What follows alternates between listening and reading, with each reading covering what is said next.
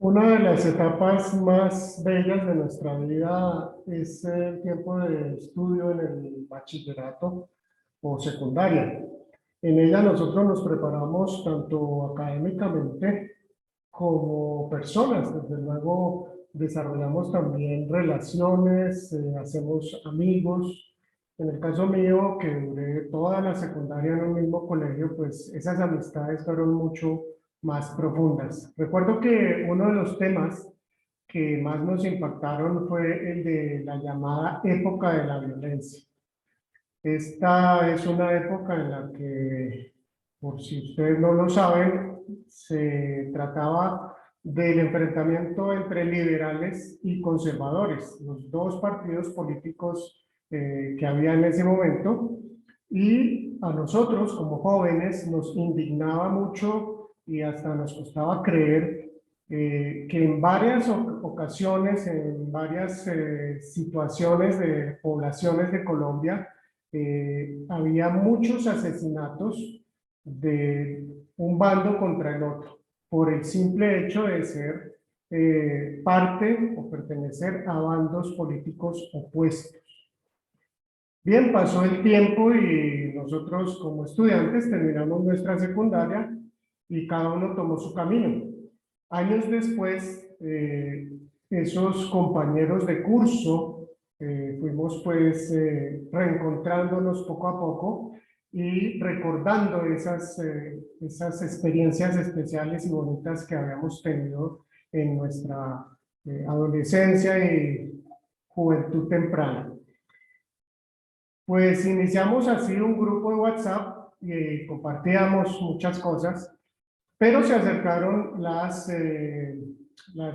presidenciales, las votaciones presidenciales, y entonces empezaron a surgir las posturas políticas y fue muy doloroso realmente, bastante decepcionante y doloroso ver cómo empezó a surgir dentro del grupo ofensas y no pocas ofensas y no leves ofensas, realmente ofensas ya muy graves de unos contra otros motivados por estas posturas políticas.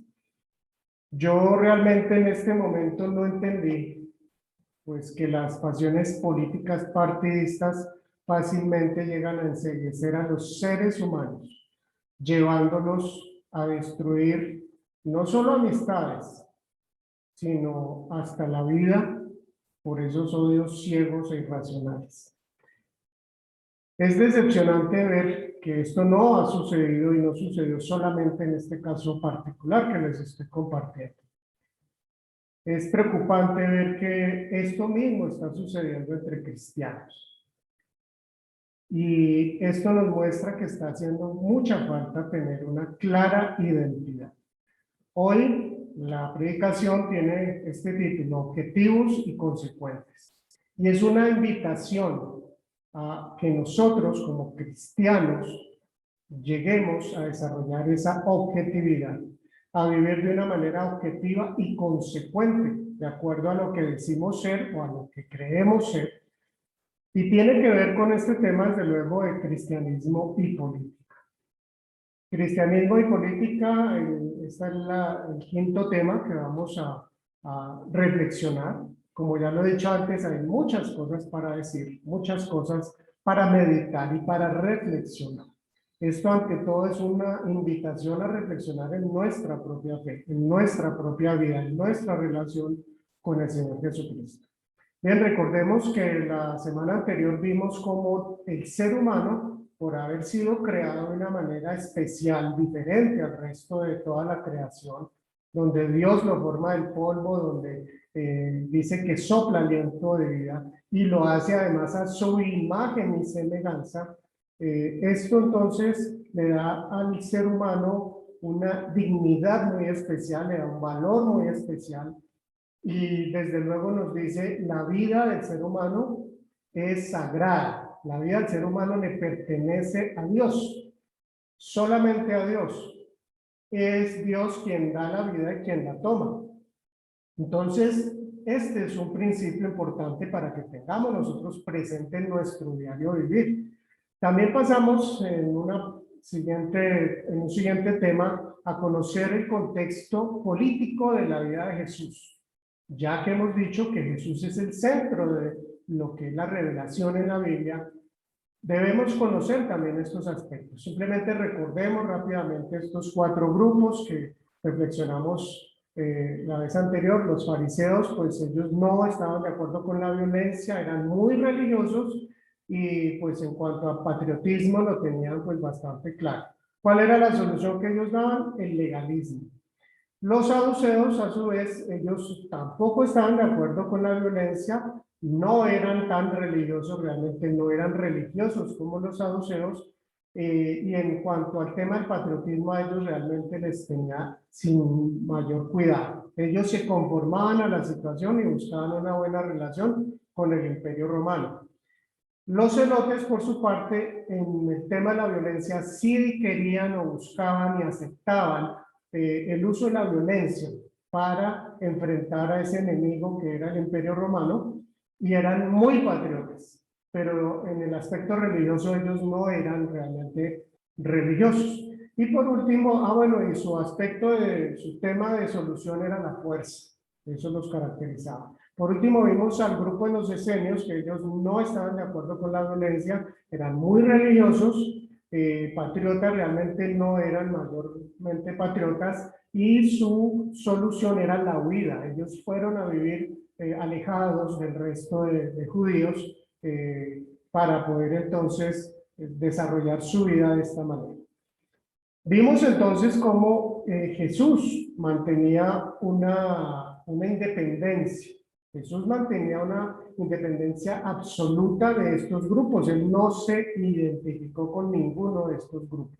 Si bien él movía ya multitudes, la gente lo seguía, y esto estaba tocando el tema político, porque la política partidista se nutre de las multitudes. Jesús entonces obró de una manera diferente, de una manera clara, de una manera íntegra. Y él tenía muy claro cuál era su lugar. Así que esto sería bueno tenerlo muy presente nosotros los cristianos. Nosotros no estamos llamados a formar parte de un grupo o de otro. Es que es pecado o está prohibido. Jesús enseñó que no debemos. No, Jesús no enseñó, pero el ejemplo que él nos da es que debemos mantener la independencia. Nosotros, como hijos del reino, ciudadanos del reino de los cielos, somos eso, ciudadanos del reino de los cielos. Así que vimos por último cómo a Jesús en este ambiente se unieron 2 grupos opuestos, que eran los fariseos y los saduceos. Se unieron entonces, estos prácticamente se hicieron amigos pues para enfrentar a Jesús. ¿Por qué? Porque se les estaba volviendo un tema incómodo. Así que ellos le tienden esta trampa, le hacen esa encerrona y le preguntan si era permitido pagar impuestos al César o no. Y Jesús no cae en la trampa y les da esta respuesta: denle al César lo que es del César y a Dios lo que es de Dios. Es la respuesta a Jesús. Jesús entonces no cae en la trampa, les da una respuesta que ellos no esperan, y entonces nos muestra de esta manera cómo esta imagen que aparece en la moneda, pues era la del César, había que devolvérsela a esa moneda o ese impuesto, dársela a César, pero además dice a Dios lo que es de Dios. Y de una forma velada está diciendo el César no es Dios, pero además está poniendo una distancia entre lo que implica ese gobierno con lo que significa el gobierno de Dios en nuestra vida. Nosotros fuimos creados a imagen y semejanza de Dios y le pertenecemos realmente a Él. Nosotros le pertenecemos, o debiéramos en nuestra totalidad pertenecerle al Señor. Así que nosotros mismos estamos llamados a tener esa independencia de otros grupos, ser muy íntegros, ser diferentes claramente, y mostrar que somos ciudadanos del reino de los cielos. Recordemos, un principio es nuestra primera fidelidad es a Dios, no a ningún grupo ni a los seres humanos, en fin. Entonces voy a iniciar con este primer tema que ya seguramente lo hemos escuchado en otras ocasiones. El ser humano es un ser separado de Dios. Este texto lo encontramos en Génesis 3, del 4 al 6, y luego miramos el 23, nos dice así. Pero la serpiente le dijo a la mujer, no es cierto, no van a morir. Dios sabe muy bien que cuando coman de ese árbol se les abrirán los ojos y llegarán a ser como Dios, conocedores del bien y del mal. La mujer vio que el fruto del árbol era bueno para comer y que tenía buen aspecto y era deseable para adquirir sabiduría. Así que tomó de su fruto y comió. Luego le dio a su esposo y también lo comió. Y podemos leer ya más adelante, aquí nos saltamos varios versículos y dice, entonces Dios el Señor expulsó al ser humano del jardín del Edén. Miremos esta siguiente imagen que nos recuerda esta situación. Solamente vamos a recordar aspectos muy generales.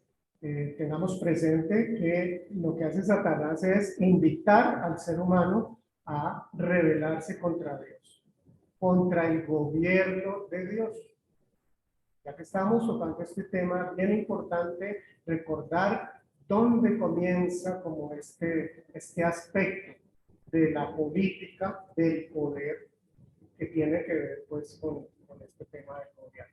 Así que vemos que Eva es tentada por la serpiente, decide creerle a Satanás, a la serpiente, y le da al hombre, a su compañero también. Él acepta, él está de acuerdo, y los dos entonces deciden ponerse del lado de Satanás, deciden no creerle a Dios, dudar de lo que Dios les había dicho, y finalmente Dios termina expulsándolos del Edén. Pues esto nos muestra que el ser humano queda separado de Dios. Dios les había dicho que en el momento en que ellos comieran, ellos iban a morir. Que pierden inmediatamente, ellos comen del fruto, pues ellos pierden esa relación espiritual directa con Dios. Quiero compartirles unas frases de un teólogo que formó parte importante de mi formación, porque fue un profesor en mi seminario, y él pues ya no nos acompaña, ya está en la presencia del Señor, pero en uno de sus libros, de sus muchos libros que escribió, él dice lo siguiente: el ser humano gozaba de dignidad, de comunión confiada con Dios y libertad de culto. Entonces había tres aspectos claros en esa relación que tenía el ser humano con Dios en el principio, antes de la caída, antes de su rebelión. O sea, tenía dignidad, una comunión confiada con Dios y una libertad de culpa. No existía esa culpa, no estaba presente en ningún aspecto de la vida del ser humano. Pero con el pecado, sigue hablando, con el pecado las tres dimensiones se perdieron, creando vergüenza, temor y culpabilidad. Esto es lo primero que encontramos luego de la caída del ser humano. Hay vergüenza, hay temor y hay culpabilidad. Es algo que aparece en ese momento y más adelante dice el profesor Neubert, se llamaba él, todo ser humano nace inequívocamente con ciudadanía e identidad de pecado. No, voy a repetir esto. Todo ser humano nace inequívocamente con ciudadanía e identidad de pecado. Esto lo estoy leyendo pues porque tiene una perfecta sintonía con lo que nos dice la palabra de Dios, la revelación de Dios desde el Génesis hasta el Apocalipsis. Es una realidad que nos muestra que es lo que vivimos los seres humanos. Entonces, inequívocamente nacemos formando parte o siendo ciudadanos de esta ciudadanía, de este reino que es opuesto a Dios, es decir, con una identidad de pecadores. Y continúa diciendo, la esencia del pecado, ¿qué es la esencia del pecado? Y está describiendo con estas frases, errar la meta y el blanco. Es desviación, es torcimiento y rebelión. es malicia y hechos malos, es violación de la ley divina, es transgresión, es desobediencia, es depravación moral y espiritual, es injusticia y es culpabilidad idéntica. Muchos frases, muchas palabras, muchos adjetivos calificativos de lo que significa esta primera parte que ya la conocemos, que es que el ser humano está separado de Dios o nace separado de Dios. Esto tiene una implicación muy profunda en todos los aspectos de la vida del ser humano. Esto es importante tenerlo presente. Partiendo de aquí, entonces, teniendo esto en nuestra mente, pasamos a este segundo tema que nos dice que ningún ser humano es bueno. Ningún ser humano es bueno.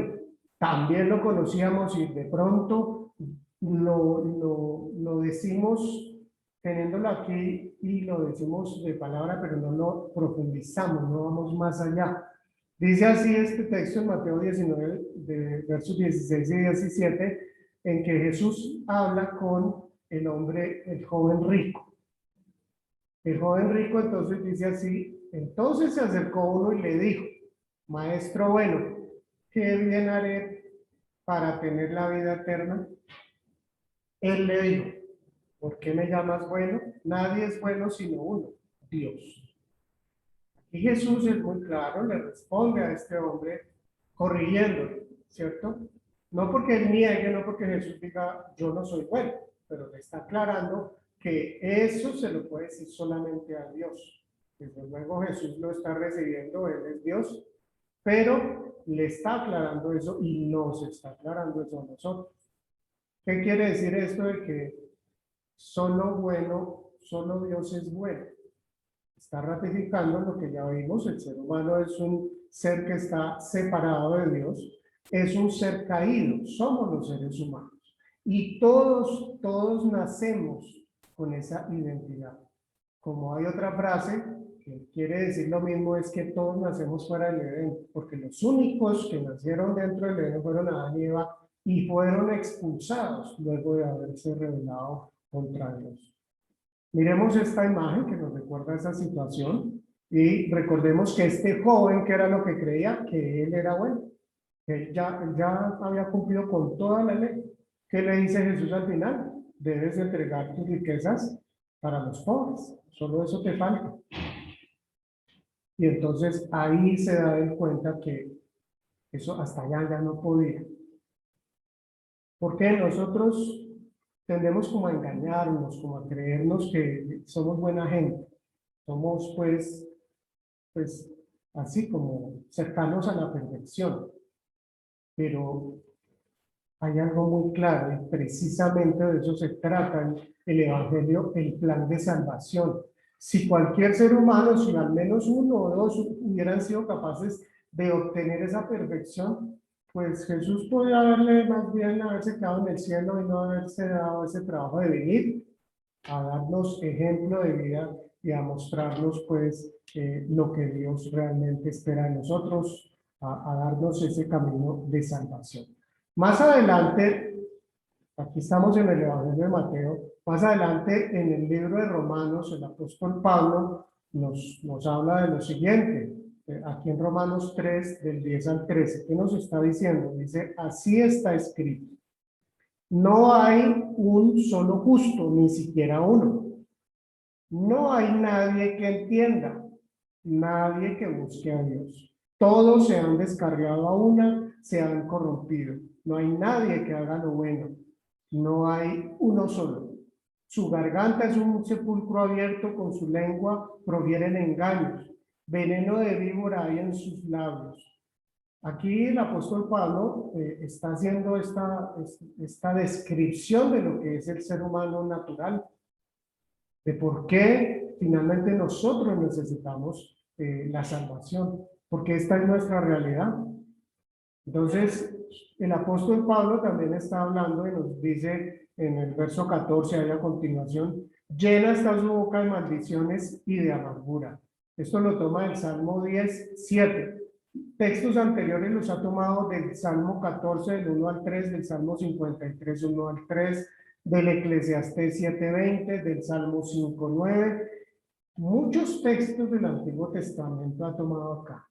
O sea, esto era algo que estaba claro o debía estar claro en por lo menos los israelitas. Pero nos daremos cuenta que ni siquiera eso era así.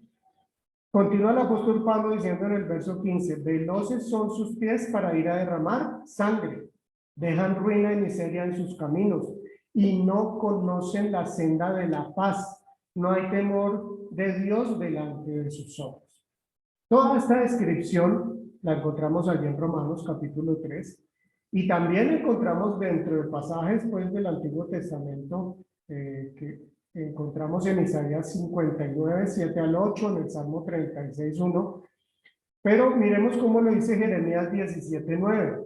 Dice, no hay tan engañoso, nada hay tan engañoso como el corazón. No tiene remedio. ¿Quién puede comprenderlo? Entonces, otra forma que podemos encontrarlo también en la palabra es maldito el hombre que confía en el hombre. ¿Por qué? Pues porque tenemos esa naturaleza caída. Esto es importante que lo tengamos también claro y es consecuencia del primer tema. El ser humano nace separado de Dios. Vamos rumbo a la destrucción. Y ningún ser humano es bueno, precisamente. Por eso es que necesitamos la salvación. Por eso es que Jesús vino a entregar su vida para darnos la oportunidad de recibir la salvación, haciéndonos, naciendo de nuevo y dándonos el Espíritu Santo y haciéndonos ciudadanos del reino. Vamos entonces a mirar esta tercera parte, este tercer tema, que es el siguiente, mi historia en contexto. Aquí encontramos algo que tiene que ver con algo que acabo de decir, y es que ni siquiera los mismos israelitas o judíos tenían claridad, que ellos también formaban parte de esto, de esta realidad cruda y lamentable. Dice así en Hechos capítulo 7, 51 al 54, y luego leo el 57 al 58 en forma resumida. Dice así, está hablando Esteban, dice así, tercos, duros de corazón. Bueno, voy a poner un poquitito en contexto.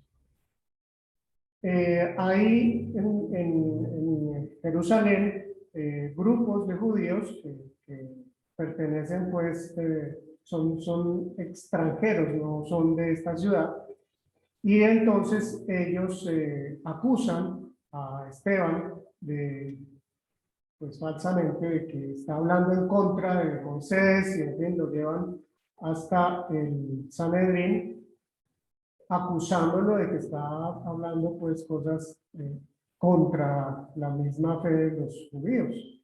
¿Qué pasa? Esteban empieza a contar la historia de Israel. Allí desde el capítulo 6, el capítulo anterior, él ya presenta, como dice ahí, la defensa y cuenta su historia, la historia del pueblo de Israel. Y habla de Abraham, habla de los patriarcas, habla de Moisés, habla de David, y cuando termina ya de hablar habla de Salomón, y lo ha hecho pues de una manera realmente magistral, que muestra que él conocía perfectamente su historia. Aquí vemos un detalle muy particular. Fíjense cómo termina aquí Esteban su mensaje, su clase de historia, pues muy resumida. Dice al final, tercos, duros de corazón y torpes de oídos, ustedes son iguales que sus antepasados. Siempre resisten al Espíritu Santo. ¿A cuál de los profetas no persiguieron sus antepasados? Ellos mataron a los que de antemano anunciaron la venida del justo, y ahora a este lo han traicionado y asesinado ustedes, que recibieron la ley promulgada por medio de ángeles y no la han obedecido. Al oír esto, montaron en cólera contra él. Entonces ellos, gritando, se taparon los oídos, lo sacaron a empellones y comenzaron a pelear. Es así entonces este primer mártir de la iglesia cristiana, pero que ¿De qué nos habla esto? ¿Por qué lo traigo aquí a colación? Es un judío que cree, que conoce muy bien su historia, la historia de su pueblo, pero además conoce muy bien aspectos negativos, dañinos que el mismo pueblo ha hecho a lo largo de su historia. Porque tendemos nosotros, miremos esta imagen, tendemos nosotros a fácilmente engañarnos de una manera, pues, que diríamoslo así, es absurda. ¿Por qué? Porque no decimos la verdad. Yo creo que recordamos partes de la historia que nos enseñaban en el colegio, la historia patria. Entonces veíamos pues a ese Simón Bolívar, un personaje maravilloso, muy pues un héroe total, muy cumplidor de muchas cosas, un héroe completamente, no solo Bolívar, Santander, Córdoba, en fin, muchos personajes de la historia de nuestra patria. Y es fácil caer en eso de ocultar las cosas que realmente son vergonzosas. Y en este caso Esteban lo sabe y se nos dice, como lo decimos vulgarmente, en la cara me canta la tabla, se nos dice claramente, y él sabe que son los antepasados del pueblo de Israel. Así que él sabía que no por ser judíos, ellos se salvaban pues de formar parte de esa humanidad rebelde y con esa tendencia a la maldad. Todos los seres humanos tenemos esa tendencia hacia la maldad. Él sabía claramente que no hay ni uno bueno, pero tú y yo lo tenemos claro, o lo dejamos allá para el espacio de la fe, del cajón de la religión, pero no lo ponemos en práctica, no lo aterrizamos en nuestra vida. Por ejemplo, hay un partido de fútbol, una competencia, pues, digámoslo, en el mundial. Y entonces nosotros, muy orgullosamente, nos ponemos la camiseta del país, que está muy bien, pero nos apasionamos y nos cegamos por esa pasión. Y nosotros somos, pues, los buenos, nosotros somos los malos. Eso en cuanto al deporte, ¿cierto? Y entonces armamos nosotros, pues, ese cuento, esa mentira en nuestra mente, que entonces los de acá somos los buenos y los de allá son los malos. Y eso pasa en infinidad de espacios de la vida de todos los seres humanos, pero nosotros los cristianos caemos en eso también. Se ve que algunos llegamos a caer en eso. Y como dije al comienzo, esto es una invitación a reflexionar en nuestra propia vida. Así que no está bien pensar que yo soy el bueno y los otros son los malos, los de mi equipo son los buenos, los del otro equipo son los malos, y hablando de política. Yo sé que esto no nos gusta escuchar, pero tenemos que reflexionar en esto. Entonces pensamos, si yo soy de derecha, yo soy del grupo de los buenos. Y allá nosotros, los de la izquierda, esos son los malos. Y si matan a alguien de mi grupo, eso me enerva y me duele y me ofende. Pero si matan al otro del otro grupo, o lo maltratan o le hablan, me gozo, lo disfruto, me alegra y no lo veo tan grave como si fuera con los míos. Igual con la izquierda, exactamente lo mismo. Si yo soy de izquierda, entonces pienso que los míos son los buenos, pero los otros son los malos, y si me pasa algo, matan a alguno de ellos, bien hecho, o entonces se lo merecían, o no es tan grave como si sí matan a uno de los del grupo. O sea que ese apasionamiento está también presente entre nosotros los creyentes. Entonces la pregunta es, ¿realmente estamos entendiendo lo que es ser cristianos? ¿Estamos entendiendo lo que significa ser miembro del reino de los cielos? ¿Ser ciudadanos? ¿Ser embajadores de Dios en la tierra? Miremos cuál fue el ejemplo de Dios. ¿Qué hizo Dios? ¿Será que Jesucristo, él sí era del bando de los buenos?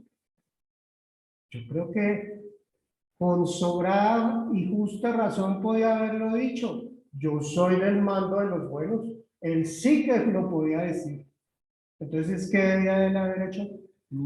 Acabar con todos esos del otro bando, de la otra orilla, porque los de acá somos los buenos y los de allá son los malos. Fíjense que Dios mismo, siendo Dios, no lo hizo. ¿Qué fue lo que hizo Dios?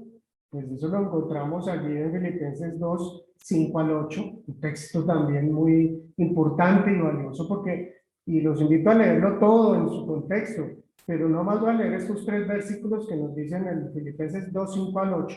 La actitud de ustedes, es decir, de ustedes los creyentes, está diciéndonos la palabra eso. La actitud de ustedes los creyentes, ¿no? De ustedes debe ser como la de Cristo Jesús, quien siendo por naturaleza Dios, no consideró el ser igual a Dios como algo a que aferrarse. Por el contrario, se rebajó voluntariamente, tomando la naturaleza de siervo y haciéndose semejante a los seres humanos. Y al manifestarse como hombre, se humilló a sí mismo y se hizo obediente hasta la muerte, y muerte de cruz. Así que Jesús, que era el único que podía decirlo con total y absoluta autoridad, nos da el ejemplo, y no solamente nos da el ejemplo, sino que dice, la actitud de ustedes debe ser. No es por ahí un comentario suelto. Y las enseñanzas de Jesús van por esa misma línea. Cuando nosotros leemos el Sermón del Monte, lo que algunos han llamado el mundo al revés, porque es que es totalmente opuesto a lo que encontramos en esta sociedad sin Dios. Estas enseñanzas de Jesús nos están llamando a nosotros tener también ese comportamiento. Jesús decidió negarse a él mismo y dejar esa gloria en la que él vivía, y pasar a la otra orilla para abrir camino por ¿quiénes? Por los que perfectamente podíamos ser considerados sus enemigos. Y Jesús nos enseña que debemos amar a los enemigos. Él lo hizo, Él lo puso por obra, en la práctica lo hizo. Él nos da el ejemplo, Él es el modelo perfecto. Es que parece, por lo visto, que hay puntos ciegos en la vida de los creyentes, en que fácilmente nosotros no vemos esa carencia con la que estamos viviendo. Creo bastantes evidencias encuentro yo que la política partidista es uno de esos puntos ciegos. Entonces yo te animo, te invito a que reflexionemos. No puedo decir, es que eso para mí ya está superado. No, yo también sigo formando parte de ese grupo. Yo también necesito permitir que Dios me transforme. Miremos esta imagen del comienzo, donde yo estoy haciendo referencia a una situación de mi vida tan linda y especial, y donde todos llegamos a compartir cosas hermosas, y con el paso del tiempo terminamos enfrentándonos unos contra otros de una manera totalmente soez y de una manera absurda, irracional, que es lo que está viviendo nuestro país. Es lo que estamos viviendo. Entonces, seamos objetivos y seamos consecuentes. Nuestra fe debe ser entendida de esa manera. Debemos conocer nuestra historia de una manera objetiva y clara, sin apasionamientos, sin engaños, sin decirnos cosas que no son. Con honestidad conocerla es una de las tareas de nosotros como creyentes. Para sí mismo, nosotros también aportar algo importante a nuestro país. El Señor nos llamó a ser pacificadores. ¿Qué está pasando? Por favor, revisemos. Yo les invito a que nosotros revisemos cómo está esa relación del Señor ¿Está siendo una relación viva? ¿O esos apasionamientos nos están secando el corazón? Nos están evitando ver una realidad importante. C.S. Lewis dijo lo siguiente: aquel que se rinde sin reservas. Aquel que se rinde sin reservas, ¿a qué? A las reivindicaciones temporales. Recordemos que el reino de los cielos es eterno y cualquier reino aquí presente es pasajero. Por eso dice aquí, a las reivindicaciones temporales de una nación, de un partido o una clase, está entregando al César lo que únicamente le pertenece a Dios, uno mismo. Si usted está entregando su lealtad primera al César o a un partido político o a un grupo X o Y, pues usted le está entregando lo que realmente le pertenece solo a Dios, que es su propia vida. Así que entonces, les invito a hacer un ejercicio cada uno allá en su privacidad. Revisemos nuestras redes sociales. Revisemos nuestras redes sociales. ¿Por qué? Revisemos y miremos el Facebook, el WhatsApp, etcétera, y miremos qué mensajes estamos nosotros, por una parte, dejando llegar y recibiendo, que es más difícil de manejar, pero cuáles estamos replicando. ¿Estamos nosotros reflejando esas pasiones partidistas o estamos reflejando que somos ciudadanos del reino de los cielos? ¿Estamos ayudando a ser pacificadores o estamos ayudando a incendiar el país? Vamos entonces a algunas conclusiones, teniendo presente que antes que nada nosotros somos ciudadanos del reino de los cielos. Y si esto es cierto, nosotros nos guiamos por las leyes de nuestro reino, quien es Jesucristo. Si eso no pasa, hay que revisar en dónde estamos. Todos fuimos afectados por la caída en el Edén, no hay nadie bueno. No hay nadie bueno. Eso es algo que debemos también aterrizarlo en este tema de la política como creyentes. Otra conclusión: el creyente tiene áreas que fácilmente se pueden volver puntos ciegos. Entonces, ojo con eso. A todos nos puede estar pasando. Es más, creo que a todos nos está pasando. Debemos revisar. ¿En qué campo? Pues algunos en un área, otros en otra, pero sí creo que en buena parte en el campo de las pasiones partidistas políticas, a muchos cristianos nos está haciendo falta revisar y tomar muy en serio lo que el Señor Jesús nos enseña. Dice así: como ciudadano del reino, necesito. Yo como ciudadano, tú como ciudadano del reino, necesitas conocer el Evangelio y evaluar mi vida, identificando áreas de ella que no he permitido ser transformadas. Ese es el proceso de santificación.